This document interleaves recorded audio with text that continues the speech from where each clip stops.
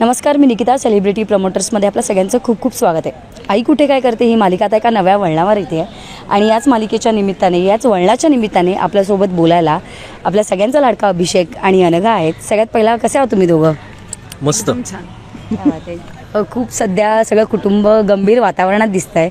सुरुवात तुझ्यापासून करूया. काय नेमकी मनात भावना आहे? हा, गंभीर वातावरण तर आहेच ना. आता हे सगळं असं इन्सिडन्स घरात घडतोय, अनएक्सपेक्टेड होतं आशुतोष सरांचं जाणं आमच्यामधून. ॲज अन आर्टिस्ट म्हणून, निरंजन म्हणून तर खूपच वाईट वाटते की आपल्याबरोबरचा एक कलाकार आपल्या या प्रोजेक्टमधून बाहेर पडतो आहे. पण डेफिनेटली तो खूप मोठा कलाकार आहे, त्यामुळे पण खरंच एक वाईट वाटतं की आपल्याबरोबर कोणतरी काम करतं आणि त्याला रोजची बघायची सवय झालेली असते. रोजच्या रुटीनमध्ये गप्पा गोष्टी होत असतात, नवीन काहीतरी शिकायला मिळतं, नवीन विचार ऐकायला मिळतात आणि तो रायटर आहे, तर त्यामुळे त्याचं डोकं जरा अजून छान चालतं. सो या सगळ्या गोष्टी आता मिस करीन मी निरंजन म्हणून. आणि अभि म्हणून पण मला खरंच वाईट वाटते की कुठेतरी आत्ता आमचं छान जुळत होतं आशुतोष सरांबरोबर. मी त्यांना सांगितलेलं जेव्हा मी इकडनं बाहेर पडत होतो कॅनडाला जाण्यासाठी, तर तेव्हा आशुतोष सरांना सांगितलं की आईची काळजी घ्या, आता तुम्हीच आहात. माझ्या आईने कधीच सुख बघितलं नव्हतं, तिच्या चेहऱ्यावरती कधीच मी असं हसू बघितलं नव्हतं जे आता तुमच्याबरोबर असताना आहे. तर ते जपा, बस, मला बाकी काहीच नाही आहे. आणि आता परत आईला तसं बघताना खरंच वाईट वाटतं की आता आई काय सिच्युएशनमध्ये येऊन परत अडकेल ना, काहीच सांगता येत नाही. पुढचं खरंच माहीत नाही. पण मुलगा म्हणून, एक मोठा मुलगा म्हणून घरातला, मी आईने आत्तापर्यंत जेवढी मला मदत केली, जेवढ्यांदा मला तिने सावरलं आहे प्रत्येक गोष्टीमधून, संकटामधून, आणि तिने मला ज्या कॉन्फिडन्सने उभं केलं आत्तापर्यंत, तर मी नक्कीच त्याच ह्याने तिला मदत करीन आणि तिला परत मी उभं करीन. तू काय सांगशाल अनघा? खरं तर हा प्रवास फारच कठीण आहे. आशुतोषचं कॅरेक्टर असं आहे की तो इतका भारी आहे, म्हणजे सगळ्यांसाठी, सगळ्यांचा विचार करणारा आहे. आणि अनघाच्या आयुष्यात, अभिच्या आयुष्यात येणारे चढ उतार, त्याचं समजूतदारपणे सांगणं हे सुद्धा आहेच आहे. आणि त्यामुळे कुठेतरी एक माणूस जातोय, एक कनेक्शन असतं. तर त्याच्यामुळे फारच खरं तर सेटवर शूट करताना पण गेली 2 दिवस इतकं भयंकर वातावरण आहे, म्हणजे सगळेच रडतायत आणि एकंदरीतच सगळे सॅड आहेत की ही मंडळी आता नसणार आहेत. वेगवेगळ्या प्रोजेक्टच्या माध्यमातून कदाचित कामही पुढे मागे आम्ही सगळे एकत्र करू, पण आत्ता या सिच्युएशनला अचानक आम्हालाही हे कळल्यामुळे थोडंसं आम्ही धस्स झालं. आशुतोष यांची तुमची ऑफस्क्रीन केमिस्ट्री कशी होती? म्हणजे जेव्हा सुरुवातीला ते इन झाले तेव्हा जमून घ्यायला वेळ लागला की कसं काय एकंदरीत? तसा तो शांत आहे खूप, पण मस्ती करायला लागल्यानंतर तो सॉलिड. म्हणजे आम्ही सेटवरती किंवा या अंगणामध्ये नाही, पण मेकअप रूममधला आशुतोष हा खूप वेगळा असतो.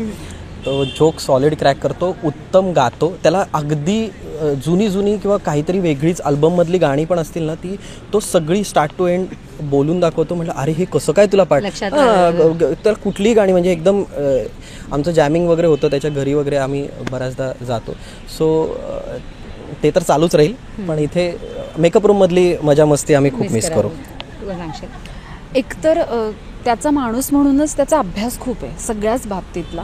आणि आपण कलाकार म्हणून वेगवेगळ्या प्रोजेक्टमध्ये काम करतो, त्यावेळी कौतुक करणं ही एक गोष्ट असते की अच्छा तू हे करतेस का, बरोबर, मग ते कसं चाललं आहे, कशा पद्धतीने अभ्यास करतेस, अभ्यास कुठपर्यंत आला आहे, मग स्वतः आणखी 1-2 प्रश्न मनात पेरणं, हे जे असतं तर ते त्याला खूप छान जमतं. मग त्याच्यामुळे आपलं होतं की अच्छा माझा हा अभ्यास राहिला याचा अर्थ.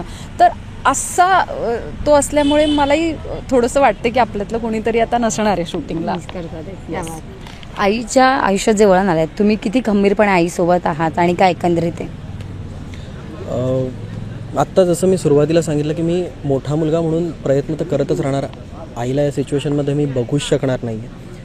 आणि ती ज्या पद्धतीने कोलॅप्स झालेली ना, तर तिला कसं आता बाहेर काढायचं हे आमच्या तिघं भावंडांवरती आमच्याकडे हा प्रश्न आहे. त्यात आता अनघासुद्धा आहे. अनघाला पण तिने ज्या पद्धतीने उभं केलं आहे, तिचे संस्कार, आईचे जे संस्कार होते आणि आईचा जो कॉन्फिडन्स होता तो तिने तिच्यामध्ये पेरलेला आहे. आता अनघा पण काय करते आणि अनघा हे दोघं मिळून आईसाठी काय करतात हे बघायचे की खरंच हे त्यांना सपोर्ट करतात आईला, किंवा घरामध्ये अजून काय वादळ येतं आहे, कोण काय म्हणेल काही सांगता येत नाही. पण आमच्या घरात आहेत ना विचित्र म्हणण्यापेक्षा ना वेगवेगळ्या स्वभावाचे लोक आहेत आणि ते त्यांची थॉट प्रोसेसच वेगळी आहे प्रत्येकाची. अभिची वेगळी, हिची वेगळी, ईशाची वेगळी, यशची वेगळी, बाबांची वेगळी. बाबांची खूप वेगळी आहे. सो या सगळ्या आता बाबांचं पण मला मोठा प्रश्न पडला की आता काय होईल. आई ही संजना तर घरात आहेच, आता आई पण जर आली तर कसं हँडल करायचं. ऑलरेडी मी कधीपासून अनघाला सांगतो आहे की मला ना शांतता हवी आहे, मला आपलं कुटुंब हवं आहे, आपण एकत्र राहायला हवं आहे, आपलं कुटुंब वाढायला हवं आहे, आणि इकडे नाही होते या सगळ्या गोष्टी. आणि हे सगळ्या घरात होतात ना. आजीचा एक थॉट प्रोसेस वेगळी आणि बाबांची एक वेगळी. तर ह्या कटकटी मला खरं तर नको आहेत. आणि आईला आता याच्यातून कसं बाहेर काढायचं आणि तिला उभं करायचं ना, हा मोठा प्रश्न माझ्यासमोर आहे. लेखिका काय लिहितील आता त्याच्यावरती पण सगळं आहे पुढे. तर मला खरंच पुढची काही कल्पना नाही आहे. हे माझे वैयक्तिक थॉट आहेत. हां. तू काय सांगशील, कारण अरुंधती ताईला सुरुवातीपासूनच खूप मोठ्या बॅकबोन होत्या, नेहमीच तुझ्या खडतर प्रवासात त्यांनी तुला साथ दिली, आणि आता तुला त्यांच्यासोबत उभं राहायचं, तर तुझ्यावर किती जबाबदारी. अर्थातच खूप जबाबदारी आहे. मुळातच हे नातं इतकं भारी आहे ना, म्हणजे मी बऱ्याच ठिकाणी गेल्यानंतर किंवा आपण नॉर्मल कुठेतरी फिरतोय तर काही महिला वर्गाचं असतं, अगं ती अरुंधतीची सून तीच आहे. सो ही एक जी ओळख आहे, हे जे नातं आहे. मला आठवतं मी वारीत गेले होते आणि एका आजींनी मला हात धरून सांगितलं होतं की तुझ्या सासूला कधी सोडू नकोस. तर हे इतकं म्हणजे त्या किती फील करत असतील ना हे नातं. तर मला तेच सांगायचं की त्या आजींनी खूप अनाहूतपणे हे सांगितलं की तुझ्या सासूला कधी सोडू नकोस. तर निश्चितपणे अनघा ही तिच्या सासूला कधीच नाही सोडणार. आणि अनघा कायम म्हणते की मला म्हणजे आत्तासुद्धा अनघा जेव्हा आजारी होती तेव्हाही ती हेच सांगते की मला ना आईच्या कुशीत शिरल्यानंतर जे समाधान मिळतं ना ते ताईच्या कुशीत शिरल्यानंतर मिळतंय. तर हे नातं आहे आणि अर्थातच सपोर्ट राहणार. या मालिकेव्यतिरिक्त तुम्ही दोघेही खूप छान थिएटर आर्टिस्ट आहात, तर नाटकाला कुठेतरी तुम्ही दोघेही मिस करताय का? हो, म्हणजे मिस करतोच, कारण नाटक थोडंसं तुम्हालाही फ्रेश करत असतं. मला आत्ता 2 प्रोजेक्टविषयी विचारलं पण मी नाही करू शकले, कारण सिरियल आणि फिल्म या सगळ्या गोंधळात पुन्हा नाटकाला आपण वेळ देऊ शकतो की नाही हे पण गणितं थोडीशी असतात. त्यामुळे पण नक्कीच मिस करते मी खूपच नाटक. आणि सगळ्यात जास्त मिस करतो म्हणजे एकांकिका आणि एकांकिका स्पर्धा. कारण या स्पर्धांमधूनच मी वरती आलेलो आहे आणि अजूनही मिस करतो. असं दरवेळेला वाटतं की यार एखाद्या स्पर्धेमध्ये आपण जावं कुठल्या तरी संस्थेबरोबर.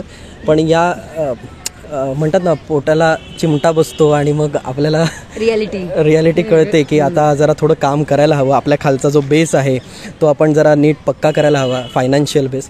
सो त्याच्यामुळे काही गोष्टी माझ्या थोड्या मागे पुढे झाल्या. पण नाटक एकांकिका अजूनही मनात आहे. आणि तुला खरं सांगू तर या थिएटर ॲक्टिव्हिटीशी मी अजूनही जोडलं गेलं. मला जर शूटिंगमधून जमत नाही ना तर इकडे आपल्या ठाण्यामध्ये ज्ञानसाधनाला गंधार नावाची संस्था आहे. तर तिकडे गंधार युवा त्यांच्या एकांकिका स्पर्धा होतात आणि बालनाट्य शिबिरं. सो कुठेतरी आहे ना त्या नाटकाशी, थिएटरशी, रंगमंचाशी जोडलो गेलो ना अजूनपर्यंत. ते खूप छान वाटतं. म्हणजे एखाद्या रविवारी तिकडे जायचं आणि छान सगळ्या नाट्यकर्मींबरोबर बसायचं, त्यांची थॉट प्रोसेस ऐकायची, ते काय अजून विचार करतायत नवीन मुलं. आणि ते बरं वाटतं ना आपल्याला की आपण आहोत आता या. हां, म्हणजे माझं हे पण चालू आहे, ते पण चालू आहे. येस. नाटकाबद्दल बोलताना अभिषेकच्या डोळ्यात, निरंजनच्या डोळ्यात जे पाहिलंय ते तुम्ही नाही पाहू शकत, कारण की ते लाईव्ह पाहिलंय मी. खरंच तुम्हा दोघांना आम्ही थिएटरवर, स्टेजवर बघायला पुन्हा एकदा आम्ही उत्सुक आहोत. जाता आता प्रेक्षकांना काय सांगाल मालिकेबद्दल? जे पण या मालिकेविषयी किंवा आत्ता जे काही या मालिकेत येतं आहे याविषयी नेगेटिव्ह कमेंट्स करतायत, तर मला असं वाटतं की त्यांच्यासाठी हे फार महत्त्वाचं आहे की ज्या मुलांच्या आयुष्यातून त्यांचे वडील गेलेत आणि त्यांची आई एकटी आहे किंवा त्यांची आई एकटी आहे आणि मुलांना सांभाळते, मुलं आईला सांभाळतात, तर त्यांच्यासाठी आत्ताची ही फेज जी आम्ही फील करतोय ती खूप खूप इम्पॉर्टंट असणार आहे. आणि या मालिकेत आता पुढे जे काही घडणार आहे त्याने निश्चितपणे महाराष्ट्रातल्या अशा मुलांना, अशा फॅमिलीज नक्कीच एक होते. तेच सांगेन की मालिकेवर 4.25 वर्ष प्रेम केलं, आता अजून पुढे असंच प्रेम करत राहा. मला माहिती आहे तुम्हाला सगळ्यांना आम्हाला बघायला खूप आवडतं आणि एखादंही कॅरेक्टर पुढे मागे झालं तरी तुमच्या लगेच रिॲक्शन सोशल मीडियाच्या माध्यमातून आमच्यापर्यंत पोचतात. तर असंच प्रेम आमच्यापर्यंत तुम्ही पोचवत राहा, आमच्यावर करत राहा. तुमच्या शुभेच्छा, सदिच्छा आमच्याबरोबर राहू देत आणि आम्ही तुम्हाला असेच एंटरटेन करत राहू. सोमवार ते शनिवार दुपारी 18 तारखेपासून अनघाचा ऐका, 18 तारखेपासून सोमवार ते शनिवार 2:30 वाजता दुपारी आपली मालिका फक्त स्टार प्रवाहावर नक्की पहा. दुपारी छान जेवून, खाऊन, पिऊन, आजूबाजूवाल्यांशी बोलून, मस्त मोठा श्वास घेऊन 2:30 वाजता यायचं स्टार प्रवाहावरती. थँक्यू.